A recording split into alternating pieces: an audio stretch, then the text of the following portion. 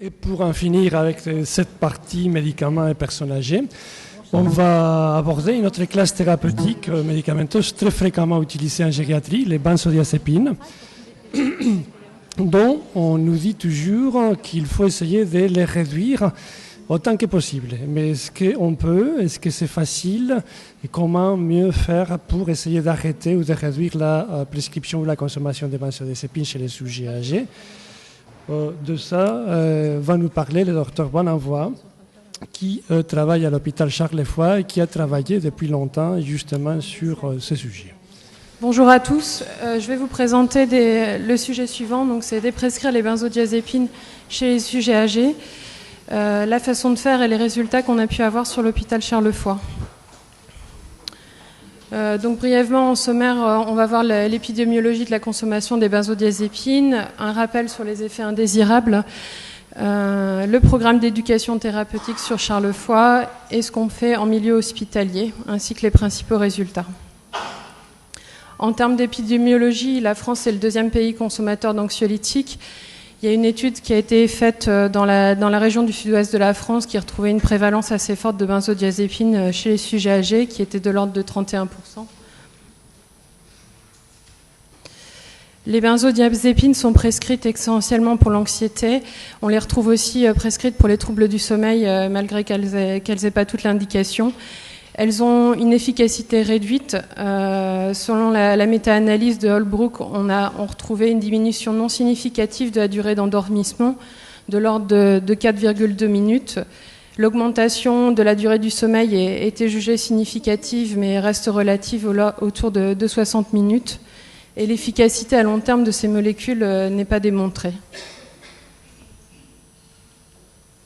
On retrouve avec les benzodiazépines des molécules apparentées qui sont le zopiclone et le zolpidem, dont l'indication principale est l'insomnie. Ces molécules sont limitées pour des durées de prescription de l'ordre de 4 semaines et elles ont les mêmes risques et les mêmes effets secondaires que les benzodiazépines. Chez le sujet âgé, comme vous le savez, on a des modifications métaboliques qui entraînent une accumulation des benzodiazépines avec un risque de surdosage et des effets indésirables qui vont être augmentés. Ces effets indésirables sont essentiellement psychomoteurs et cognitifs. Donc on a au niveau moteur donc les risques de chute et de fracture avec un risque de fracture du col du fémur qui est augmenté. Et on a un impact au niveau cognitif avec une perturbation de la mémoire à court terme et de la mémoire de rappel, ainsi que des difficultés d'apprentissage. Donc, comment arrêter ces molécules? On peut se baser déjà sur le protocole de la Haute Autorité de Santé qui recommande chez tous les patients qui prennent des benzodiazépines depuis plus de 30 jours un arrêt qui doit être progressif de l'ordre de 4 à 10 semaines qu'on adapte en fonction des patients. Et pendant cet arrêt progressif, on propose aux patients une déconsultation itérative afin d'assurer le suivi et de dépister les effets secondaires de l'arrêt. Des situations particulières existent chez nos patients lorsqu'ils présentent des dépressions, des insomnies chroniques, des troubles cognitifs et des démences, qui est relativement fréquent chez le sujet âgé. Là, la recommandation est d'y aller encore plus doucement. La prise en charge doit être spécialisée et conjointe avec les différentes spécialités lorsque les patients ont des troubles psychiatriques sévères, des dépendances très importantes à l'alcool ou des doses très élevées de benzodiazépines ou de molécules apparentées.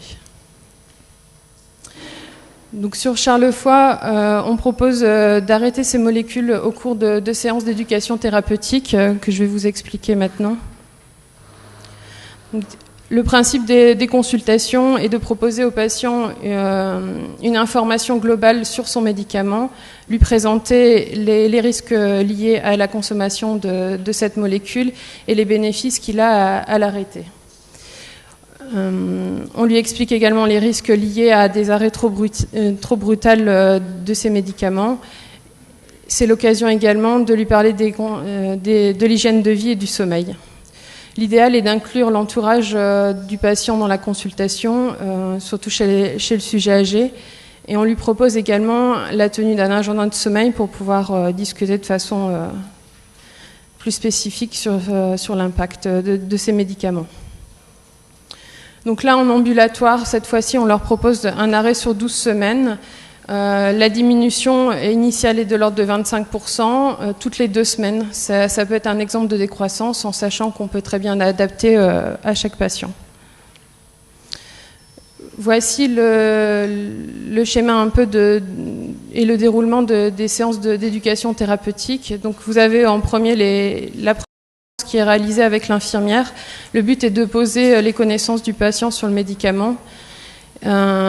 Puis les séances suivantes sont faites en présence du médecin qui va commencer la décroissance et va réévaluer le patient toutes les 2 semaines. Donc au total, on lui propose 7 séances et en général, on le revoit à l'arrêt du médicament quand ça a été possible.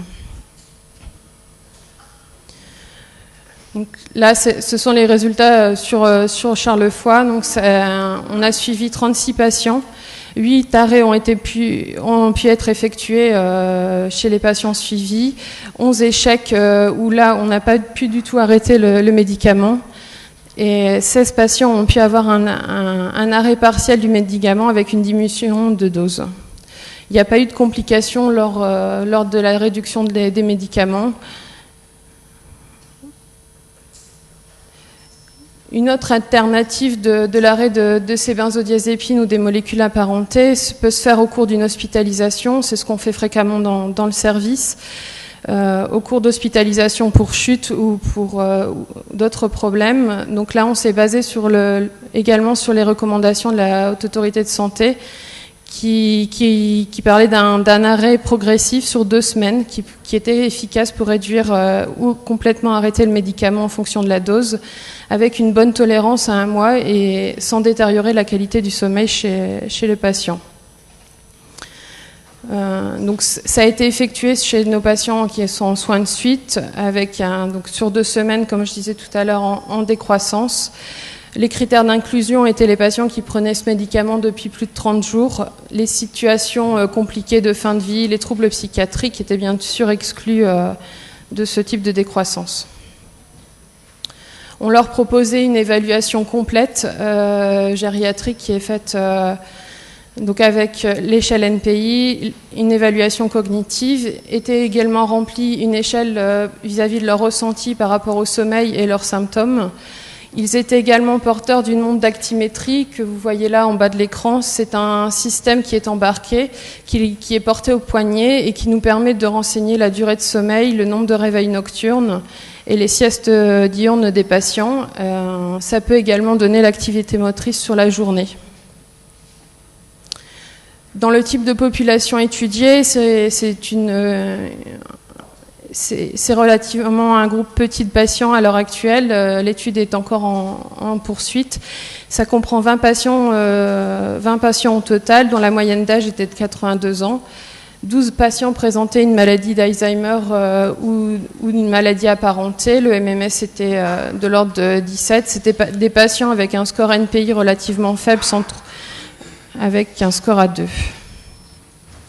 Donc chez ces patients, on a pu arrêter, parmi les 20 patients, on a fait 11 arrêts de benzodiazépines. 7 décalages ont dû être faits avec d'autres patients, avec une prolongation de plus de 15 jours de l'arrêt, en raison de la réapparition d'anxiété qui nous a imposé le décalage de l'arrêt du médicament. On a pu réduire de 50% la dose chez un patient sans pour autant l'arrêter de façon complète. En termes de ressenti par le patient, on a pu noter une amélioration au niveau de la concentration, moins de somnolence, constatée également par l'équipe soignante. Certes, les résultats là sont pas significatifs, mais vont être poursuivis.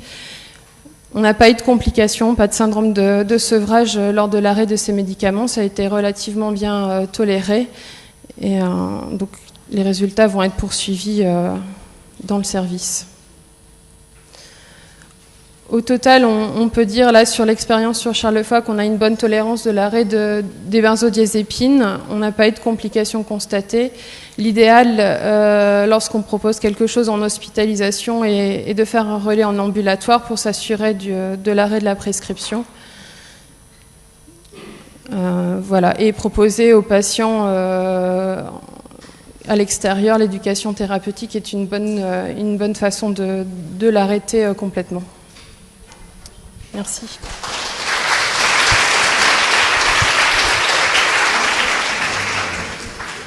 Merci Lucie. Alors, des questions?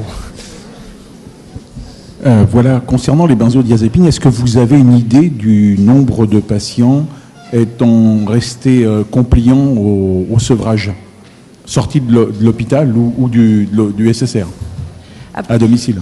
À peu près la moitié des patients restent compliants à la sortie de l'hospitalisation. Le taux est plus important en éducation thérapeutique où ils adhèrent un peu plus au protocole.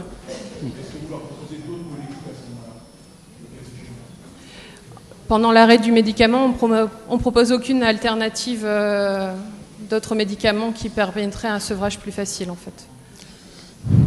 Oui, c'est la question que je voulais poser. Est-ce que en cas d'échec, vous proposez un switch par des benzos avec une demi-vie plus courte, par exemple? Non. Non, pas spécialement. L'idéal est, si on doit prescrire des benzodiazépines, c'est des benzodiazépines à durée de vie courte, mais on ne propose pas d'autres alternatives. On essaye de les inclure dans le programme d'éducation thérapeutique à distance pour poursuivre les choses.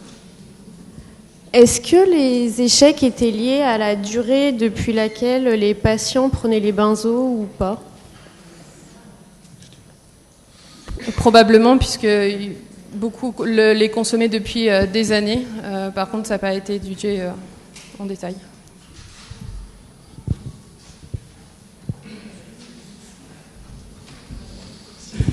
Bonjour. Est-ce qu'il existe des études pour améliorer la compliance de l'arrêt si on leur donne un placebo? Est-ce qu'ils sont moins tentés de reprendre un autre médicament si on leur donne un placebo? Et est-ce qu'un placebo existe? Et en pratique, on n'en a pas, je crois. À ma connaissance, non, mais...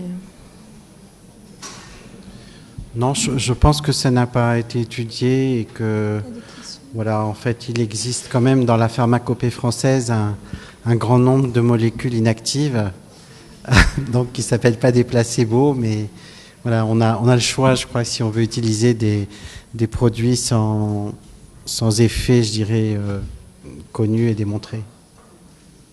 En fait, nous, on n'est pas pour le switch parce que d'une molécule vers l'autre, parce que en fait, ça résout pas le problème, ça finit par transformer, je dirais, quelque chose qui est une mauvaise habitude vers une autre mauvaise habitude.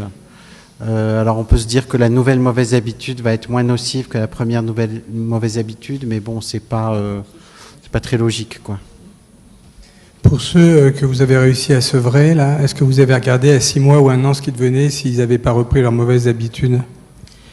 C'est une étude relativement récente, donc on n'a pas le recul sur 6 mois là, à l'heure actuelle, mais c'est prévu effectivement de les recontacter. Il y a d'autres questions? On espère avoir des résultats peut-être à vous présenter, peut-être lors des prochaines journées d'actualité thérapeutique, parce qu'on coordonne un essai qui est mené en maison de retraite. Peut-être certains d'entre vous sont peut-être investigateurs de cette étude, où là, effectivement, on fait les choses, je dirais, sur un nombre plus grand, et on suit ces personnes justement pendant l'année qui suit l'arrêt pour voir justement les chutes et les reprises, etc. Bien, écoutez, il nous reste à remercier le docteur Valenbois. Je vous propose...